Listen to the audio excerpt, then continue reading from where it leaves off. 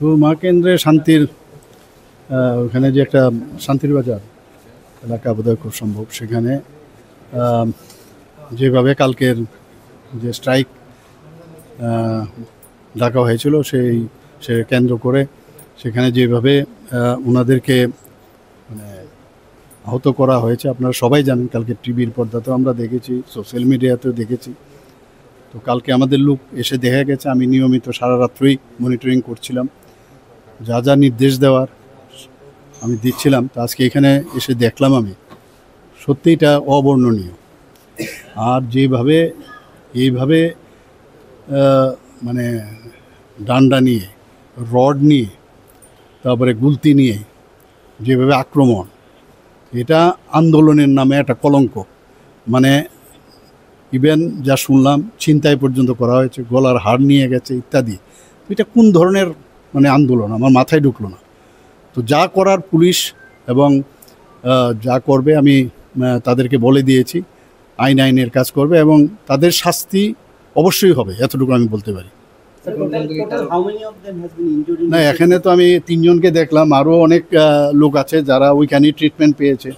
তো আমার কাছে খবর যা আছে মোরাললেস মানে আন্দাজ যদি বলি তাহলে 10 থেকে 12 জনের মতো, মানে অন্যরা তো এখানে তো সাংঘাতিক প্রাণঘাতী হামলা হয়েছে, এতটুকু বলতে পারি। Attempt to murder. কী রাজনীতি আপনারা বুঝতে পেরেছেন?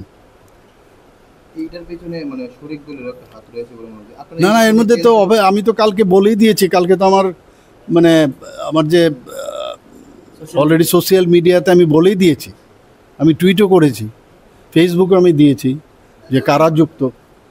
যে এইভাবে রাজনীতি মানে এর আগেও ধমকি হুমকি এসব দিয়ে এসছে। অর্থটা কী দাঁড়ায়? মানুষ, জনজাতিরা বা জনজাতি হোক আর জাতি, কেউই এটাকে কিন্তু মেনে নেবে না। এটা আমি কালকেও বলেছি, ওরা আগামী দিনে ওদেরকে পাওয়া যাবে না, খুঁজে পাওয়া যাবে না। পরপর 2 দিনে এরকম ঘটনা হয়েছে, রাজ্য সরকার কি কম? না, আমরা তো আমাদের তরফ থেকে আমরা করছি। সেখানে পুলিশও গেছে, আপনারা জানেন বিশাল মাত্রায় পুলিশ গেছে সেখানে। পরবর্তী সময় আপনারা জাস্ট দেখুন কি হচ্ছে, কি হবে, এতটুকু আমি বলতে পারি।